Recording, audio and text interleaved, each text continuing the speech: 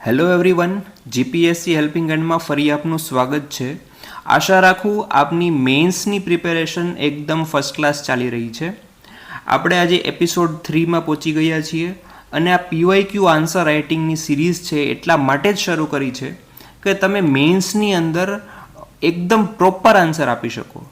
તમે કોઈ પણ જાતના અટપટા ક્વેશ્ચનની અંદર અટવાવ નહીં, કારણ કે આની અંદર જીપીએસસીના જ પીવાયક્યુ આપણે જોઈએ છીએ. એટલે બધી જ પ્રકારના એનાલિટિકલ ક્વેશ્ચન હોય, ઇફેક્ચ્યુઅલ ક્વેશ્ચન હોય, બધા જ પ્રકારના ક્વેશ્ચન આપણે એડ્રેસ કરી રહ્યા છીએ.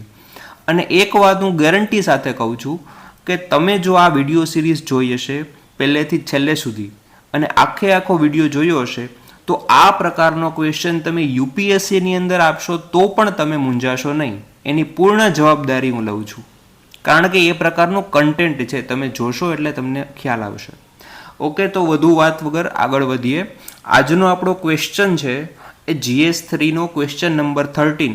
ક્વેશ્ચન નંબર 14 અને 15 ઓલરેડી આપણે પહેલા બે એપિસોડમાં જોઈ લીધા છે. જે તાજેતરની 240 નંબરની મેઇન્સ હતી એમનો ક્વેશ્ચન છે આ. હવે જો આ ક્વેશ્ચન છે ને, મારા મત મુજબ બહુ જ ટફ ક્વેશ્ચન કહેવાય. એનું રીઝન શું છે?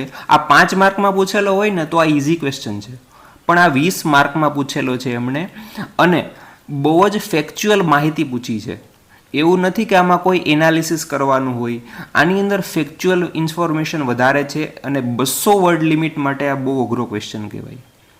ક્વેશ્ચન જોઈએ આપણે શું કહે છે. પહેલાં એણે એક સ્ટેટમેન્ટ આપ્યું છે કે ગુજરાતની cooperative dairy movement, Gujarat cooperative dairy movement is one of the earliest self-reliance initiative at the dawn of independence. શું કહે છે કે આઝાદી વખતે આ જે ગુજરાતની કોઓપરેટિવ ડેરી મૂવમેન્ટ હતી એ વન ઓફ ધી અર્લીએસ્ટ, સૌથી પહેલી હતી એક પ્રકારની સેલ્ફ રિલાયન્સ ઇનિશિયેટિવ. હવે આ સ્ટેટમેન્ટનું એક્ઝામિનેશન કરીને એ પૂછે છે કે આ હિસ્ટોરિકલ પર્સ્પેક્ટિવ જણાવો. આ સ્ટેટમેન્ટનું હિસ્ટોરિકલ પર્સ્પેક્ટિવ જણાવો. અને ત્યારબાદ એણે પૂછ્યું કે આ જે મૂવમેન્ટ હતી એની અંદર જે અલગ અલગ સ્ટેક હોલ્ડર્સ છે એમનો રોલ જણાવો. તો જોઈ લો, એક જ ક્વેશ્ચનમાં 2 થી 3 વસ્તુ પૂછી લીધી, બરાબર. અને એવી વસ્તુ પૂછી જે બહુ જ ફેક્ચ્યુઅલ છે, તમે આગળ જોશો એટલે અંદાજ આવશે. તો શરૂ કરીએ આપણે ઇન્ટ્રોડક્શનથી. ઇન્ટ્રોડક્શન મેં આ રીતે આપેલું છે કે કોઓપરેટિવ મૂવમેન્ટ ઇન ગુજરાત, એના વિશે થોડીક માહિતી આપી છે કે શું હતું કે ગુજરાત કોઓપરેટિવ ડેરી મૂવમેન્ટ, જેને આપણે અમૂલ કહીએ છીએ, એ ઇન્ડિપેન્ડન્ટ ઇન્ડિયાનું earliest and most successful model હતું of what? Of self reliance, collective entrepreneurship and rural empowerment. મેં તમને લેંગ્વેજ વિશે આગળના વિડીયોમાં પણ વાત કરી છે. ફરી વાત કરું છું, જીપીએસસી મેન્સ હોય, યુપીએસસી મેન્સ હોય, STI, DYSO, કોઈ પણ મેન્સ એક્ઝામ હોય, તમારી ભાષા એ જ તમારા જવાબને સારો કે એવરેજ બનાવે. ઇંગ્લિશની અંદર તમે લખતા હોય તો આ પ્રકારના શબ્દો આવવા જ જોઈએ. ગુજરાતીમાં લખતા હોય તો પણ આવવા જોઈએ. આપણે ગુજરાતી જે અધિકારીની ભાષા છે એ આવવી જોઈએ. ત્યારબાદ મેં આગળ લખેલું છે કે આ જે મૂવમેન્ટ હતી it sparked white revolution in India. White revolution આપને ખબર જ હશે. તો આ મૂવમેન્ટે ભારતની અંદર વ્હાઇટ રિવોલ્યુશન આ લાવ્યું.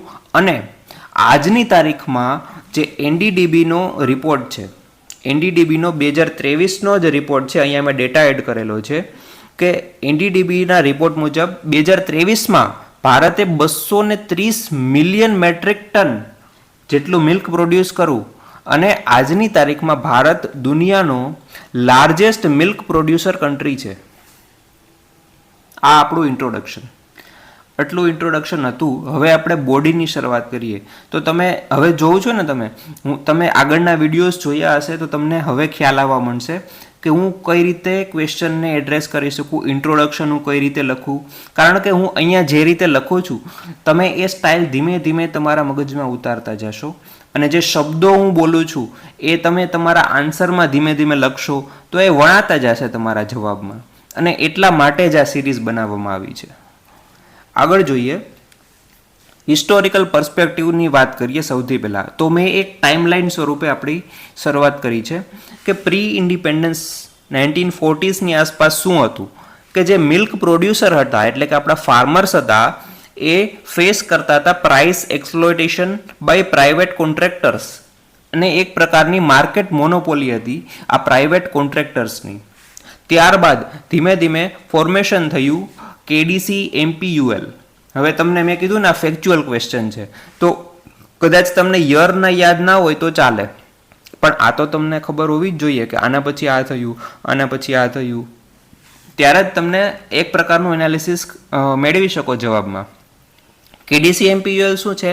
કાયરા district cooperative milk producers union limited. Okay, હવે આ સ્થાપના છે એ સરદાર વલ્લભભાઈ પટેલ અને ત્રિભુવનદાસ પટેલના સહયોગથી આની સ્થાપના થઈ અને શરૂઆત થઈ આણંદ પેટર્નની. આણંદ પેટર્ન આ શબ્દો તમારા જવાબમાં હોવા જોઈએ તો તમારો જવાબ એક એવરેજથી સારો જવાબ બને.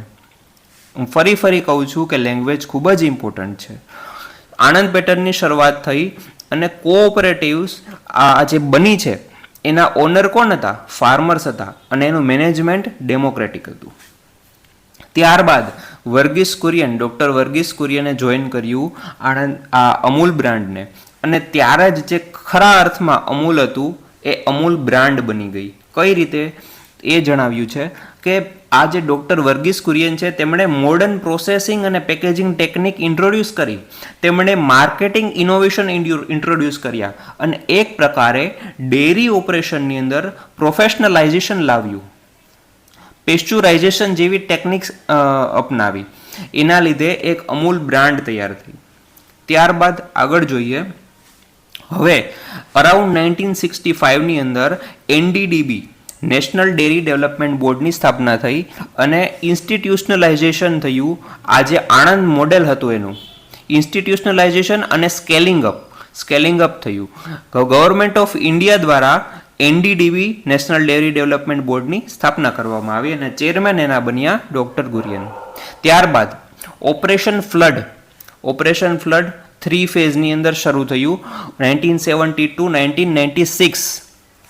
આમાં શું થયું કે ભારતની અંદર એકચ્યુઅલ આની હિસ્ટ્રી એ પ્રકારની છે કંઈક કે યુરોપિયન યુનિયન દ્વારા ભારતને મિલ્ક પાવડર અને બટર ઓઇલ એ જે ડોનેટ કરવામાં આવેલું એમને વેચીને ભારતે એક નેશનલ મિલ્ક ગ્રીડ તૈયાર કરી જેમાં 18,000 જેટલા વિલેજીસને કનેક્ટ કર્યા અને જે મિલ્કનું આઉટપુટ હતું એ 3 ગણું વધારી દીધું, 3-fold, રાઈટ. હવે ત્યારબાદ શું થયું? 1996થી આજ દિન સુધીનો સમય લઈએ ને તો આજે Bharat largest milk producer country છે વર્લ્ડની અંદર. તો આ એક આખો હિસ્ટોરિકલ પર્સ્પેક્ટિવ હતો. હવે આ વસ્તુ તમે વાંચેલી હોય ક્યારેય અને એ ટાઈમે યાદ આવે, સમય મર્યાદામાં યાદ આવે, બહુ અઘરી છે. એટલે જ મેં કીધું ને બહુ ફેક્ચ્યુઅલ ક્વેશ્ચન છે, ધ્યાનથી આગળ વધવું જોઈએ આમાં. હવે બીજો ક્વેશ્ચનનો પાર્ટ હતો કે આમાં અલગ અલગ સ્ટેક હોલ્ડર્સ કયા હતા અને એમનો રોલ શું હતો. સ્ટેક હોલ્ડર્સની વાત કરીએ તો સરદાર વલ્લભભાઈ પટેલ છે, ફાર્મર્સ છે, મિલ્ક પ્રોડ્યુસર હતા એ છે, ત્રિભુવનદાસ પટેલ છે, કન્ઝ્યુમર્સ છે ખાસ, ગવર્મેન્ટ ઓફ ગુજરાત અને નેશનલ ડેરી ડેવલપમેન્ટ બોર્ડ છે અને ડૉક્ટર વર્ગીસ કુરિયન. આ બધા આપણે સ્ટેક હોલ્ડર્સ હતા એની અંદર. તો એમનો રોલ શું હતો એ આપણે જોઈએ. હવે ફાર્મર્સ તો એ છે બેકબોન હતા આ કોઓપરેટિવની, કારણ કે એ જ મિલ્કને કોન્ટ્રીબ્યુટ કરતા, બરાબર. ઇલેક્ટેડ મેનેજમેન્ટ હતું જે ડેમોક્રેટિક હતું અને પ્રોફિટ છે એ ઇક્વિટેબલ શેરિંગ હતું. સરદાર વલ્લભભાઈ પટેલનો શું રોલ હતો? તો એમણે ફાર્મર્સને મોટિવેટ કર્યા હતા કે તેઓ પ્રાઇવેટ એક્સપ્લોઇટેશન સામે અવાજ ઉઠાવે અને પોતાની એક ઓન કોઓપરેટિવ બનાવે. એને જે મોટિવેટ કર્યા અને તેને જ આપણે સ્પિરિટ ઓફ ગ્રામ સ્વરાજ કહીએ છીએ. ગાંધીજીનું મોડેલ છે ગ્રામ સ્વરાજનું, આપણને ખબર જ હશે. ત્રિભુવનદાસ પટેલ, તેમનો શું રોલ હતો? તો તેઓ ફર્સ્ટ ચેરમેન હતા કાયરા યુનિયનના અને તેમણે નર્ચર કરી આ કોઓપરેટિવ મુવમેન્ટને, જેમણે રૂરલ ફાર્મર્સની વચ્ચે એક ટ્રસ્ટ બિલ્ડ કરવામાં મદદરૂપ થઈ.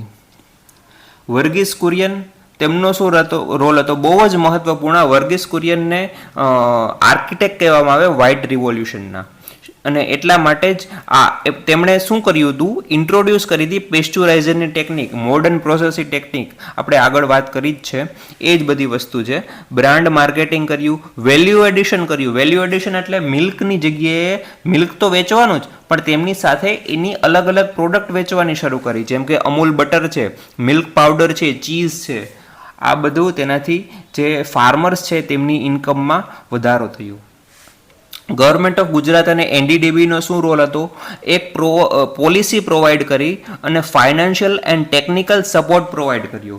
અને આ જે આણંદ પેટર્ન હતી તેમને એક્રોસ ઇન્ડિયામાં રેપ્લિકેટ કરી. તો આ હતો જીઓજી અને એનડીડીબીનો રોલ. કન્ઝ્યુમર્સનો શું રોલ હતો? બહુ જ મહત્વપૂર્ણ. કન્ઝ્યુમરને આનાથી એક પ્રકારે એફોર્ડેબલ અને સેફ મિલ્ક પ્રોડક્ટ મળવાની શરૂ થઈ. અને તેમણે જે અમૂલ આજે કોઓપરેટિવ છે બની છે અમૂલ, એની માર્કેટ સસ્ટેનેબિલિટી સ્ટ્રેન્થન કરી. બરાબર છે. તો આ છે આપણું બોડી, એની અંદર પૂરું થાય છે. ત્યારબાદ કન્ક્લુઝન છે. કન્ક્લુઝન મેં આ રીતે કરેલું છે, ધ્યાનથી જોજો. Gujarat cooperative dairy movement is not merely an economic enterprise. એ ફક્ત ઇકોનોમિક એન્ટરપ્રાઇઝ, એને ફાઇનાન્શિયલ એંગલથી જ ન જોવું જોઈએ. It is social revolution in white. શા માટે? કારણ કે આની અંદર મહિલાઓ જોડાઈ છે, મહિલાઓ આત્મનિર્ભર બની છે, ખેડૂતોની ઇન્કમમાં વધારો થયો છે, રૂરલ ઇકોનોમીને સ્ટ્રેન્થન કરી છે આ મૂવમેન્ટે. It is not about only money, right? It showcased how collective effort, visionary leadership and scientific management can transform the rural economy.